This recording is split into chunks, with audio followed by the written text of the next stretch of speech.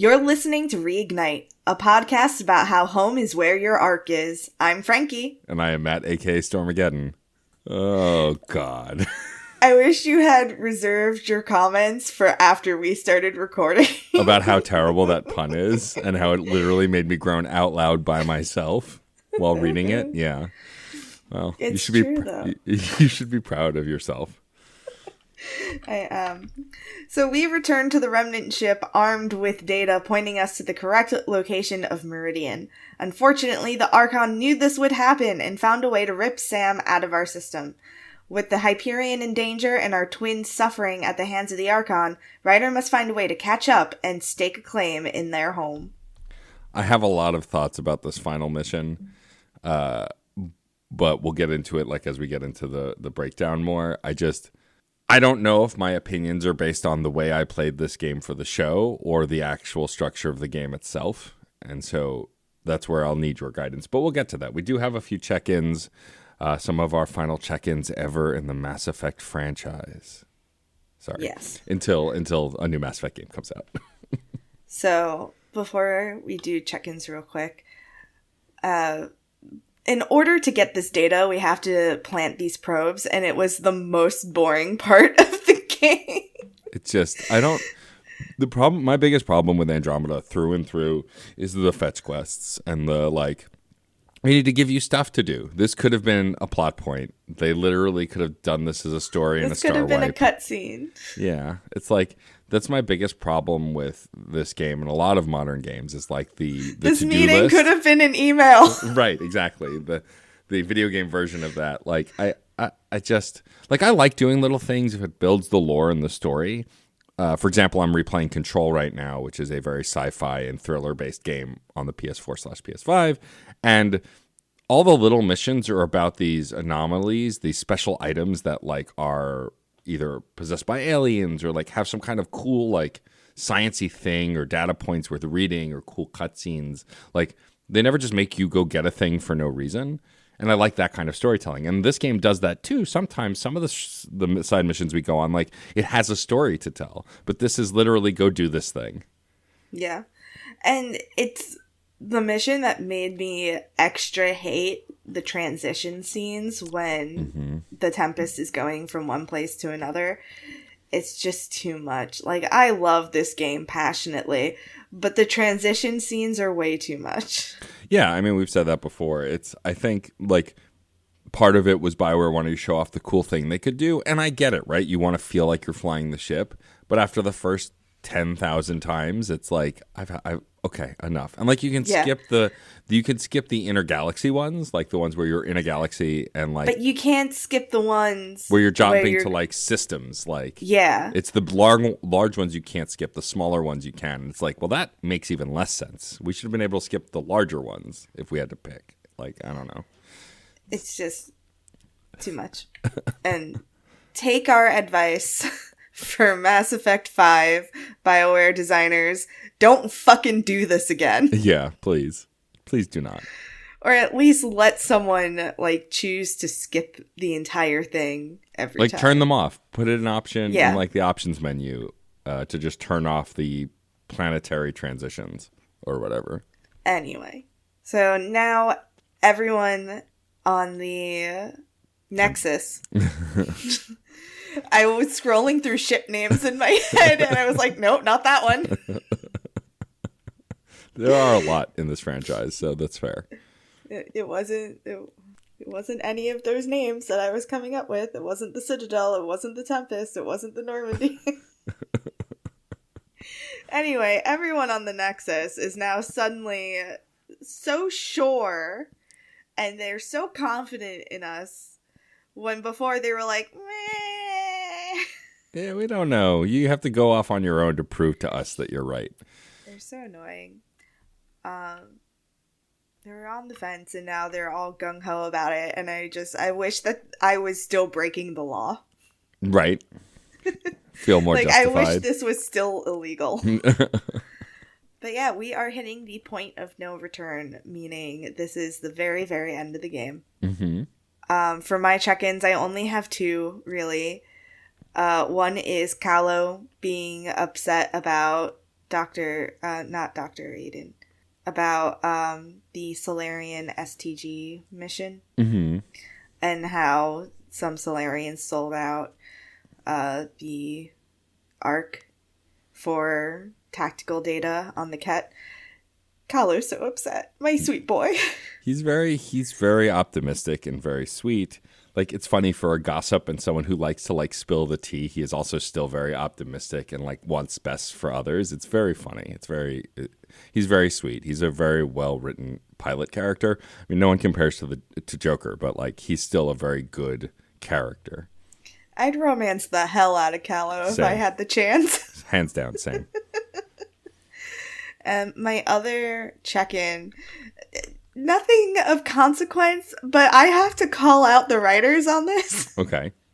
Because it was a conversation with Jal, and it was a very cute conversation, like sickeningly cute. Like, I'm pretty sure somebody wanted to put us through an airlock. That's how cute it was. Because Jal is like, I can't believe I've fallen in love with an alien. And the two of them are like, you're an alien. No, you're an alien. And then Jal has the audacity after that to say, and I quote, I want to devour you in the best way. Blech. That's so like high school drama writing. Blech. But not with the delivery. No, well, that's true. Yeah, I'm sure. Jal's voice actor can make anything work. That's true. True, but the line is still cheesy as hell.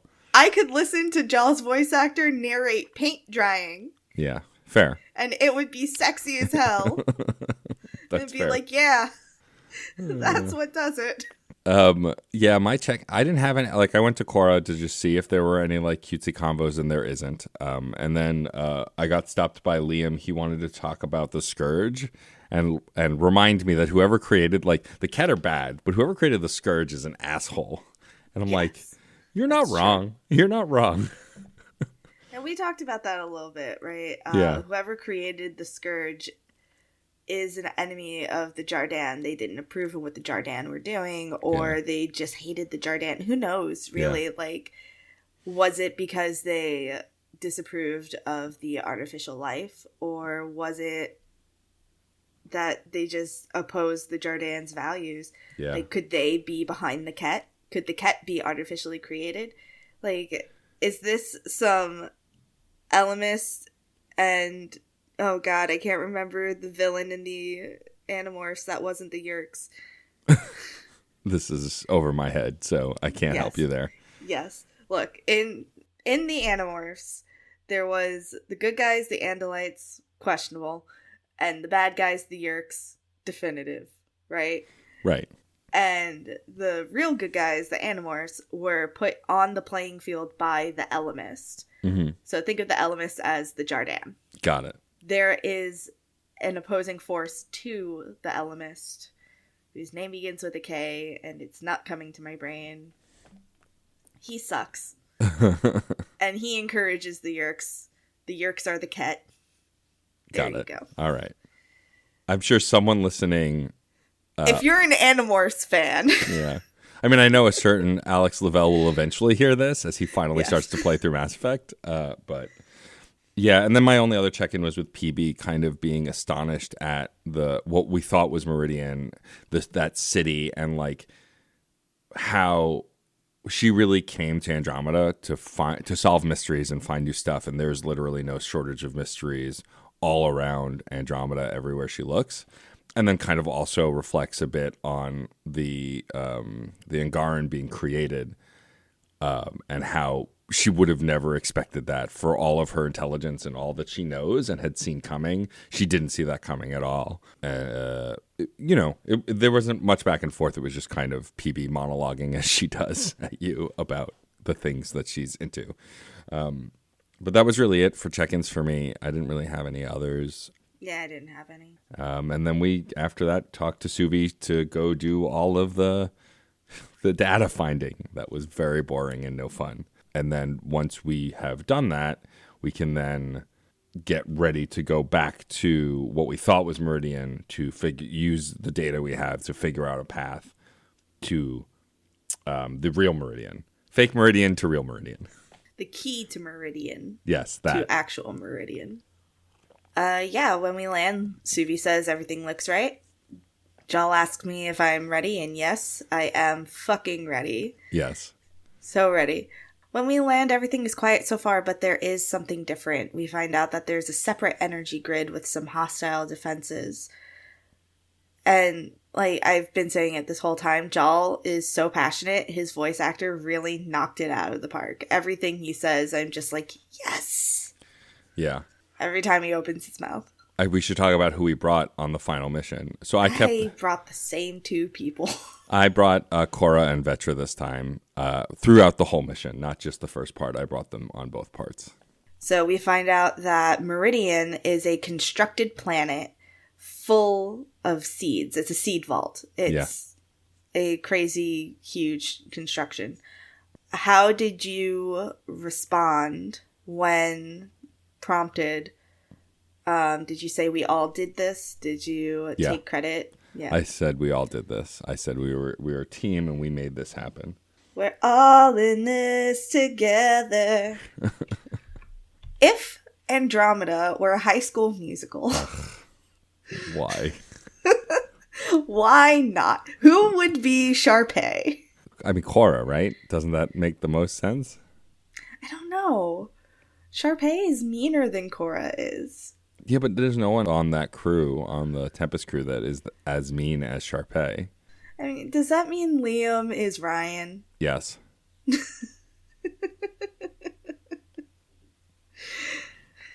Okay.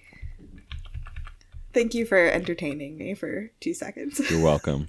Speaking of Liam, I started watching a show called The Peripheral with Chloe Mortis. I can't remember the second part of her last name. But Chloe Grace Moretz. That's the one. Chloe Grace Moretz, who is phenomenal in it. And in one of the early scenes, there's a man talking, and I went, I know that voice. That's Liam's voice. And so you had a Raphael Sabarge moment. I did. And then I looked it up, and it was whose name I forget now, but it was Liam's voice actor. I was tempted to I'm sure Sarah of Mars already knows, but I was tempted to DM them and be like, hey, did you know your favorite is in this TV show, which is also your boy? But that was pretty cool. I was like, it's like when I recognized, what's the ship pilot in the third game? I'm blanking on his name. Your shuttle pilot. Cortez. I recognized him in The West Wing, of all places, when I was watching it. So it's just fun when that stuff comes up. My favorite is whenever Raphael Sparge is in anything and I hear his voice from a different room and I'm just like, Caden? Caden, is that you? Where's Caden? Yeah.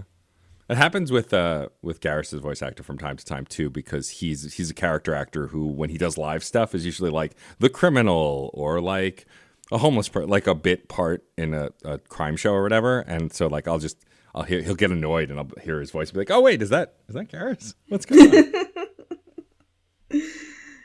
So once we get inside, we are cut to a scene where we find out the Archon is back, baby! Did you forget that he existed? Because I fucking did. Yeah, the story... So, we'll talk about it more as we go, but I feel that the main story is kind of disconnected. And now, that could be because of the way we played it and we structured the playthrough because we were trying to be consistent and, like, have stuff to talk about. But the main story just does feel kind of like we're off in this left corner, floating around, doing whatever the hell we want, and then we go back to the right corner where, oh yeah, there's an Archon and a main plot, and it just kind of felt out of nowhere. My note on this scene that we're about to talk about is the Archon is an asshole, which mine is this fucker. yeah.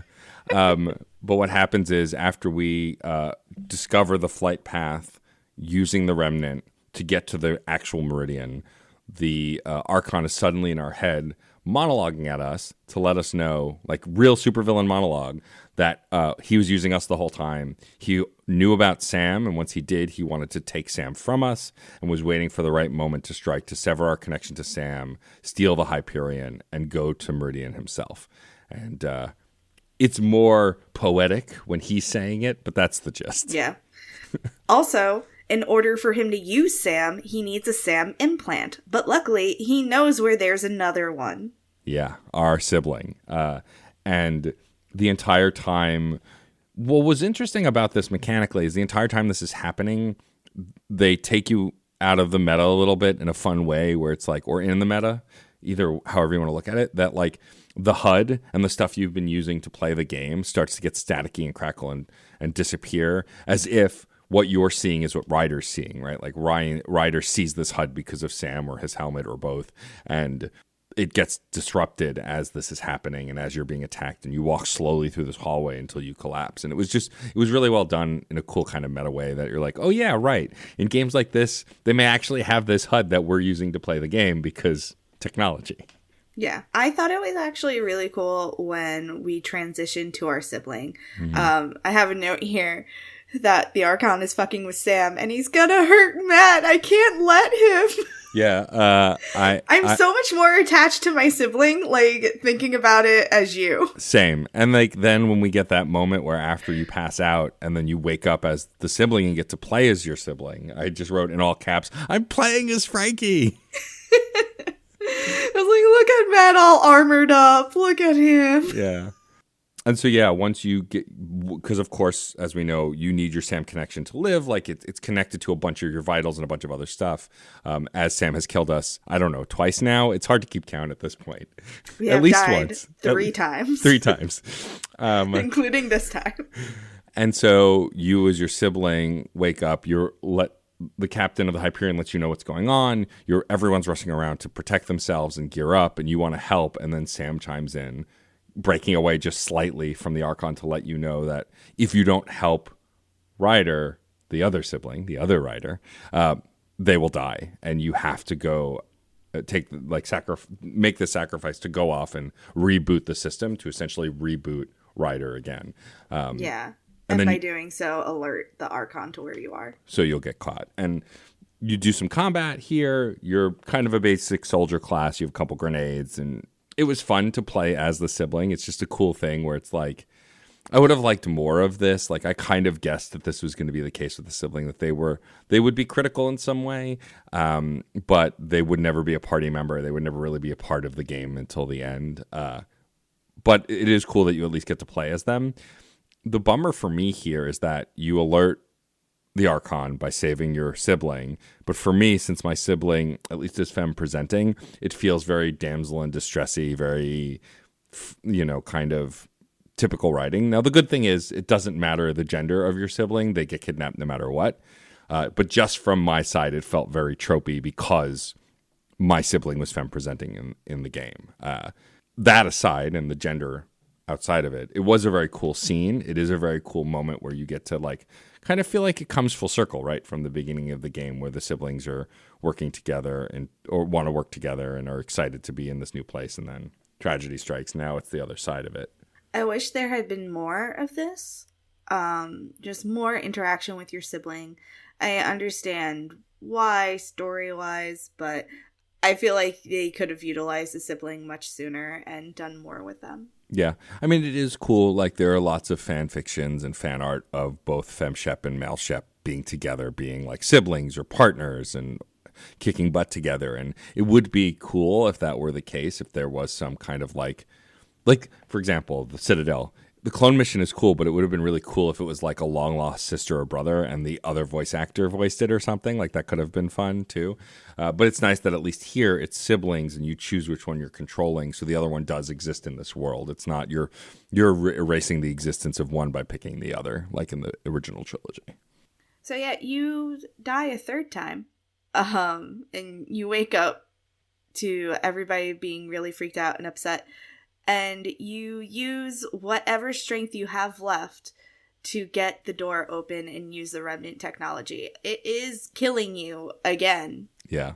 But you're doing it. The core the whole time is yelling at you, at least for me, to stop. You're going to kill yourself. You're too weak. But our riders are stubborn, and so we do it. And then... Jal knows this about me. Yeah.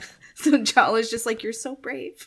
Oh, yeah, Cora knows, like, stop it, you idiot. What are you doing? I think Cora's always going to be kind of like, I think I know better, even when she doesn't. That's kind of her personality typing. But yeah, you use it to open the door so you can escape the chamber you're in, and then you use it to literally launch a remnant fleet that you can take with you to take the battle to the Archon. That time, I don't know about your rider, but mine, his nose starts to bleed as he finishes. Yep. But then he just wipes his nose and then, like, this is another speech moment where I actually chose not to give a speech. I chose the option. We were like, I know I'm supposed to give a big speech here, but there's no speeches. Let's go. Let's kick his ass and go home, which was kind of fun. I did. Is this where I give a speech? Ask you to die for me? Oh, that's no, the thanks. one, yeah. Everyone in Helios has earned some fucking payback. That was it. That's the one I chose too, yeah. And stop copying me. we play the same lead characters. It's a problem. But this is fun. And then at the before this happens, there's bickering. And what I love is while they're trying to figure out what to do, the whole crew is now on the ship with you before you lift this remnant fleet.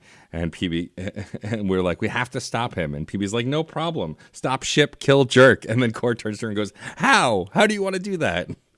Meanwhile, the whole time Ryder is wandering over to the console to launch the ships. Yeah. Nobody stops Ryder. They're all too busy arguing, and Ryder's just like, shut up. I've got this. But yeah, and so then we decide when we launch again, when we're back on the ship, you can hear conversations of the crew talking to their connections of who's going to come help. Like literally, Jal says they're all coming. Every Angaran is picking up arms. You hear Liam talking to the colonies. Like you hear everyone who has any semblance of connections over the entire game reaching out to those contacts to pull them together to come help you take the fight to the Archon. And then we have a sweet little moment with our romance. Yes. How did yours go? It was fine. Cora very much is always going to be stoic. I just don't think she knows how not to be.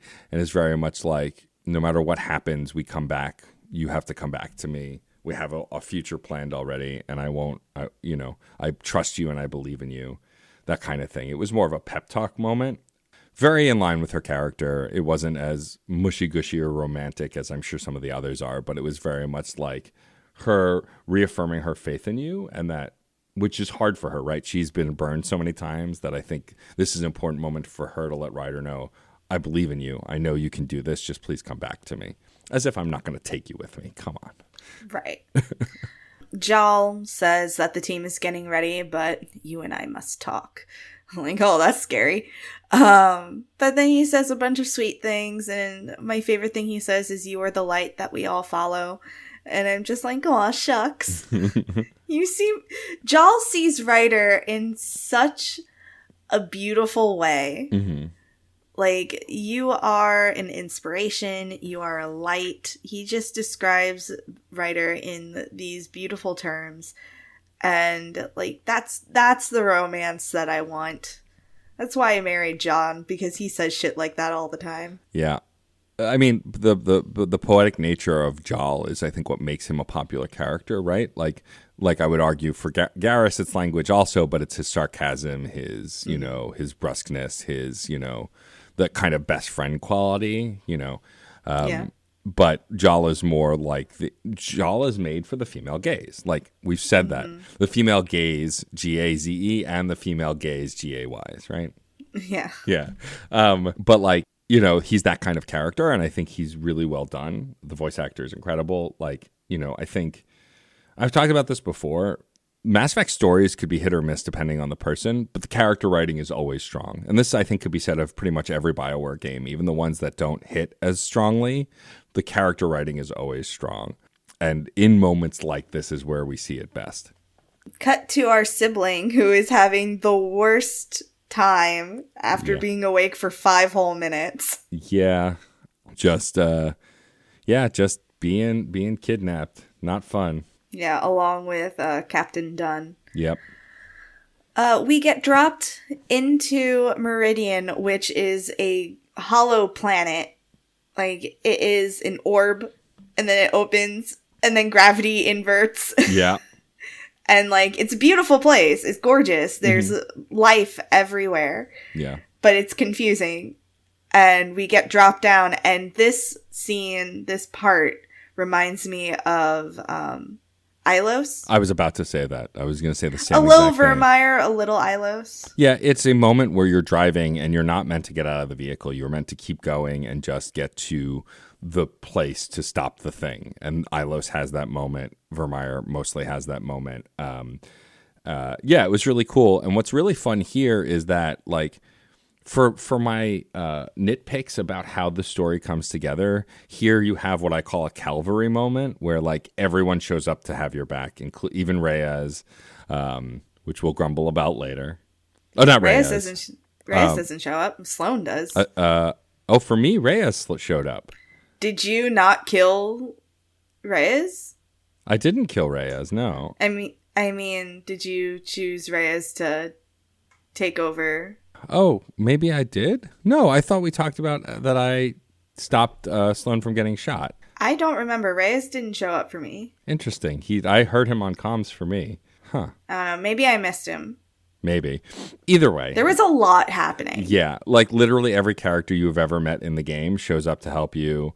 And they get little voice lines first as you're approaching the base. And then even as you get inside the base, they show up to help you fight off the Ket as you're making your way through the space, trying to get to the Archon. And it's just a very cool moment where you get to see a lot of different places that you've interacted with kind of come together, including, of course, the Eos colony and like pretty much everyone. Bradley, like everybody shows up at some point to kind of help you and guide you through this part. Kandros, there's a lot of Kandros bickering with other people. Like, I got it. Don't worry about it, which was fun. Yeah, it's really, it makes all of the stuff you've done up to this point feel worth it, even if that stuff felt a little disconnected at the time. Yeah. It was a little confusing for me because I have sensory overload issues. Because it was just too many voices and too many things trying to vie for my attention all at the same time. Mm-hmm. But I did really enjoy being able to fight alongside characters that I had met and helped. Yep. Like, I fought alongside Sloane because I saved her life. I fought alongside the Krogan scouts. I did all of these things. Meanwhile, the Archon has left the Hyperion with our twin, and Captain Dunn is getting ready to crash land the Ark because it was not meant to land, and she is so ready to die. Oh my god, yeah. And like has everyone get into their cryopods if they're not already and brace for the impact. People are trying to insist to help or get her out, and she's like, no. Like this is very much like I'm a captain, I have to go have my down with the ship moment. But I love that the Asari Pathfinder is just like, shut the fuck up. Yeah, I'm going to help you. Get out of here and make sure she doesn't die and they all survive. Like, I literally have the ability to protect you. Yeah. Why? I mean, she says that the priority is the folks in the freezer. And yeah, but they're safe. Yeah. Yeah. Oh, Captain Dunn, you beautiful idiot. Jal had a really good quote. How far can you go into the shell of a hollow world, speaking as you are going deeper and deeper into the vault to find the Archon? Mm-hmm. That's a really good question. How deep can we go? Yeah. And what's interesting is, like, while we're fighting our way through, whenever we run into Remnant, they're not actually attacking us. They are pointing us, opening and closing doors to guide us where to go. And we find out later that was Sarah partitioning part of her mind or Scott, right, the other writer partitioning part of their brain to like manipulate that stuff while the Archon was distracted to help guide you to rescue them. I do want to say, leading up to this moment, it was very exciting because, like I said, we had all those people coming to help us out, and it was just, it felt like such an action movie, you know? Yeah. It was just fun to do. But I hate that the melee and the action button are the same button. Mm-hmm. Because I kept stabbing doors. Yeah. I'm like, open and stab. No! Yeah.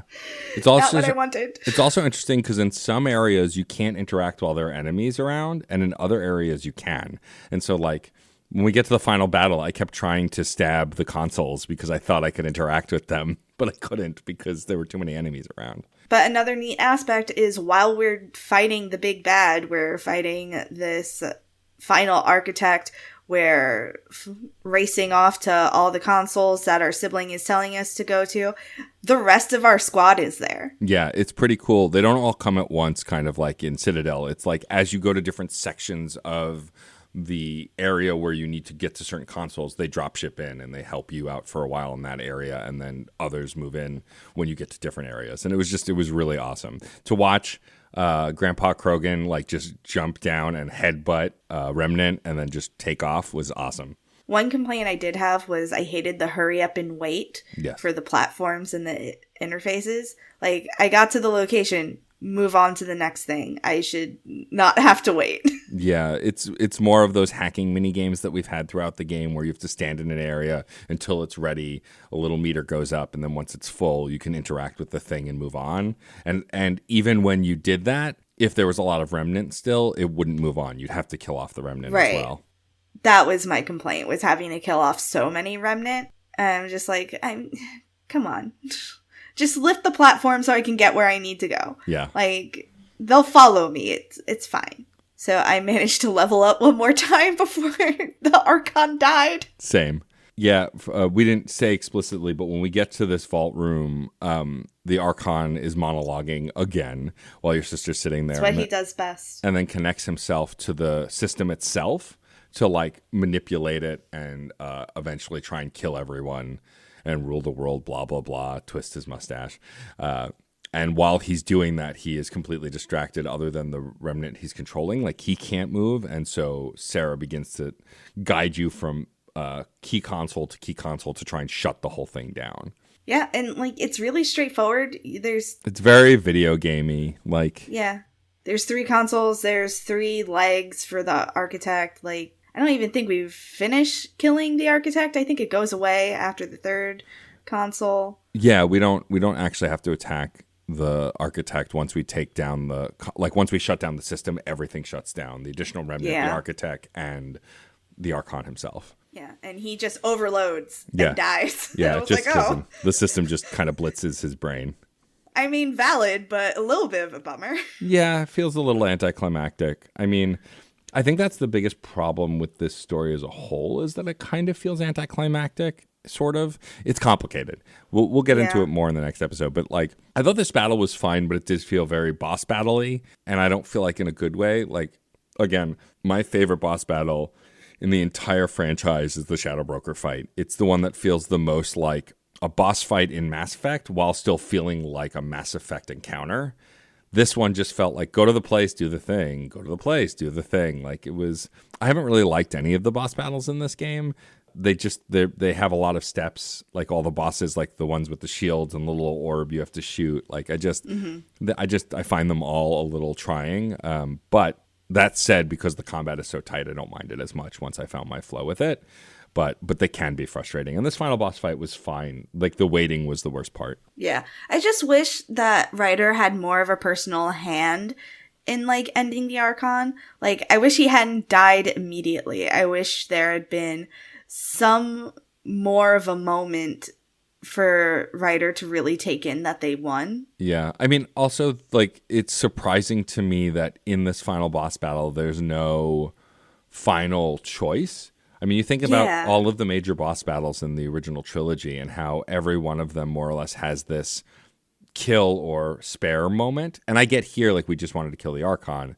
Right. But, like, typically that decision is in the hands of the player. You know, you think about Saren and how magical it was to be able to talk him into, like, taking himself out because he realizes what he's become. But then you still fight the boss anyway because he's become this monster that Sovereign doesn't need anymore. He just needs the shell. Like, there were no moments like that with the Archon. Well, that's because there's no redemption for the Archon. That's true. Yeah, I think that all of these other characters we've tried to redeem, the Elusive Man, so on and so forth, like, we've tried to redeem these characters or prove our worth or prove their worth or whatever. And I think you're right. There's nothing here like that for the Archon. We probably would have killed him no matter what, so there's not much of a choice.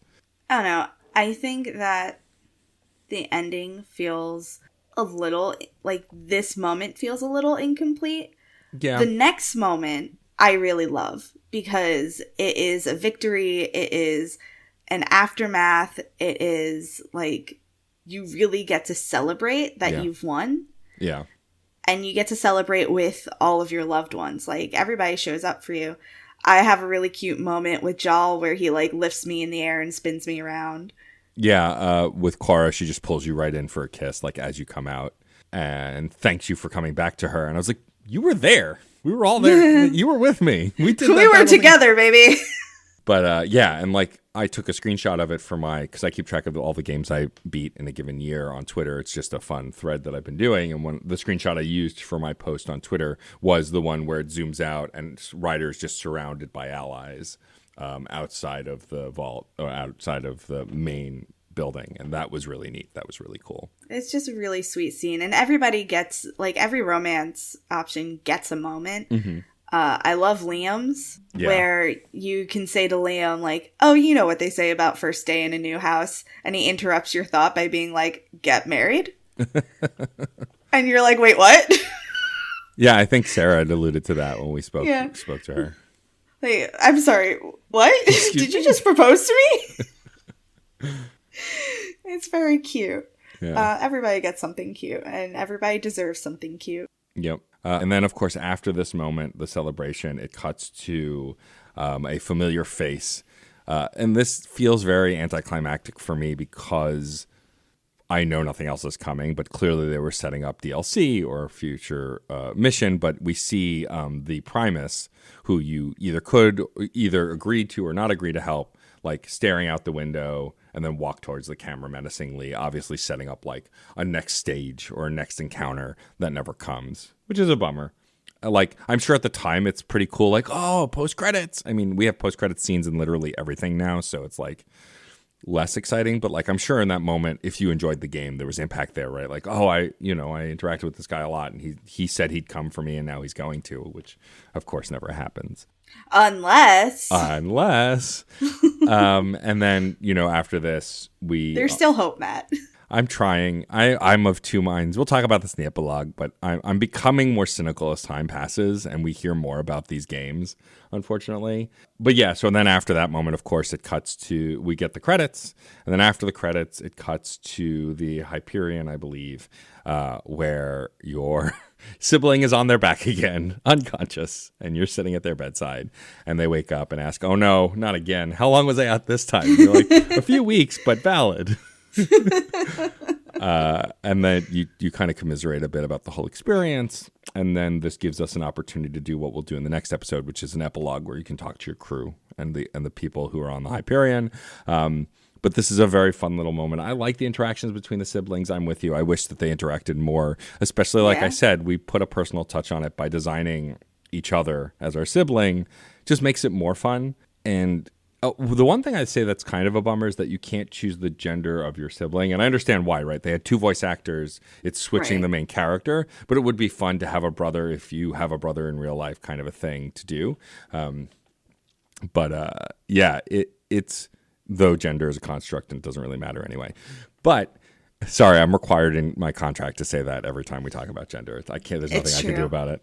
But it's a fun little moment where, like, again, especially the way that we've both been playing our riders is like we're both kind of snarky and sarcastic and try to look on the bright side of everything. And I'm curious to see how this wraps up with the epilogue. But we have officially, as of this episode, beaten Mass Effect Andromeda. Yeah, we have. There's so many little scenes, though, to wrap things up. Yeah, I'm excited to see it through to the end. I'm still formulating my final thoughts to the point where, because I last year when I did my video games I beat thread, I just put the game I beat. I didn't put any info. And this year I was like, I'll do a little summary of like what I thought of the game. But for this game I went, if you want to know my thoughts, you'll have to listen to the last two episodes of Reignite because I'm not going to put them here. Then what's the point of podcasting about it? So hopefully a few folks will tune in to hear that. But I did get a bunch of DMs from folks this morning who know I'm longtime Mass Effect fans, just being like, hey, you beat the game, so what'd you think? Here's what I think. Like trying to have conversations with me, which is really sweet. One of my friends, Eric, who lives in Canada, he just was like, oh, you did it. All right, so here's what I think, and this is what I don't like, and like giving me his theories. It was we sweet. Should read some of those messages on the epilogue episode. He is more cynical about the entire franchise than I am, which is interesting because I don't hear a lot of people who are like that. Like he thinks criticism is fine, meanness is not. No, yeah, he thinks that the story in the first game is not good, but he loves the characters, which I can see why you might think that. It is. There are moments that are cliche. It's interesting. We'll get into it next time. And that's all we have for this episode. the another shorter one. I see if you're unhappy that the last few episodes have been on the shorter side, just keep in mind that the epilogue is probably going to be 2 hours long. So we're gonna make up for it. It's not gonna be 2 hours long. My time is precious. You think I'd let you do that to me? Fair enough. But yeah, we're in the next episode will be our epithog. Epithog? What the fuck is an epithog? You're a writer. I don't know. Make something up. What's an epithog? I wish I knew. The words usually do what I tell them. Right. I don't know what you're trying to tell the words to do. No. Our next episode is our epilogue, and it's going to be my final thoughts, both of our final thoughts, but especially mine on this game and the experience and what I really think of it, which you will have an inkling of if you've been listening. Also, we're going to announce the next game we're taking on. A lot of you folks, I think, already know the direction we're headed in, but we'll make the official announcement, and we're excited to continue this journey. Don't worry, Reignite's not going anywhere. They'd have to pry it from our cold, dead hands. I don't know who they is. They might actually kill us to make that happen, though. That's true. I don't know who they is in this moment, but whoever they are. The man. The man. It's always the man. It's always the man. That's why we do this podcast, to stick it to the man. Obviously. Yeah. Can you tell I've watched School of Rock recently? Yes, I have. Anyway, if you like what you heard here, please follow us on social media. We're at ReignitePod on Twitter, Tumblr, and Instagram, facebook.com/reignitepod, or you can send us an email at reignitepod@gmail.com. You can also find me on Twitter at FrankieBWrites, and Matt at DJ_Stormageddon. Don't forget to rate, review, and subscribe on your favorite podcatcher if you can. It helps us get seen so other people can find us. We're also members of the Certain Point of View podcast network. You can visit certainpov.com to find more nerdy podcasts, each with a unique point of view. You can also find a permanent invite link to our Discord server on that very website and join in the conversation. I am going to start, now that I've officially closed the door on the game, dig through some of our Andromeda specific channel and see if there's anything that I want to highlight or pluck out, maybe pin a couple of messages worth talking about in the next episode. As for personal plugs, I remain devoid of anything interesting. I have my initial assessment coming up, which means I wrote a huge paper only to find out that it needed to be 4 pages, not 10, after I had written 7. Oi. Yeah. Woe is me. So nothing. If you want to Venmo me $5, I'm at Frankie Brad is hella rad. There you go. I live off of a stipend. I don't have anything major to plug as well. You can go to djstormageddon.com to find all the shows that I work on. I'm actually really excited about our end of year stuff for Fun and Games podcast. We also have big plans for the new year on that podcast. So if you like video games, which you must on some level if you're here, please go check out Fun and Games with me and Jeff, our Season 4 first episode guest, who is completely inexperienced in Mass Effect and yet still joined us on that episode, which was a lot of fun. But go check that out specifically. And of course, if you want to show your support for me as well as Frankie, you can go to my merch store and buy literally anything. We have mugs, tote bags, t-shirts, a few Reignite things I think up there as well. So go check that out. Yeah, that's it for me. If you are someone who hates video games and you're here, can you please send us an email explaining yourself? Yeah, please. I would love to know why. It's not a criticism. No. I just want to know. Yeah, curious. Anyway, we'd like to thank Red Spinks for our It's Okay to Be a Marshmallow t-shirt on Redbubble featuring our favorite marshmallow, Caden Alenko. You can find more of his work at Chaos Does Art on Instagram. We'd also like to thank Carter's husband for developing more amazing t-shirt designs that you can find at certainpov.com or on Certain POV's Teespring page. Thank you to David Boyle for redesigning our logo like a champ. And finally, thank you to JT Music and Andrea Storm Caden for our new theme music. I'm Frankie. And I am Matt, aka Stormageddon. Good luck, Pathfinders.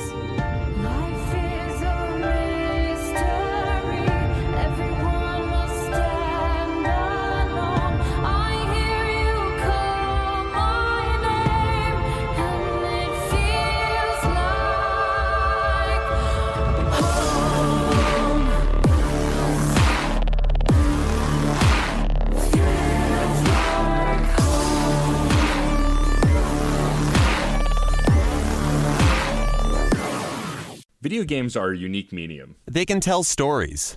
immerse us in strange, fantastic worlds. Blur the very boundaries of our reality. But at the end of the day, video games are fun, whatever fun is to you. I'm Jeff Moonen. And I am Matt, a.k.a. Stormageddon.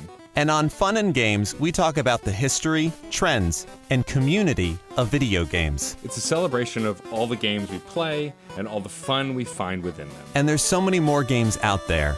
So we hope you'll share in that conversation with us. Fun and Games podcast with Matt and Jeff. Find us on certainpov.com or wherever you get your podcasts. And happy gaming. CPOV. certainpov.com.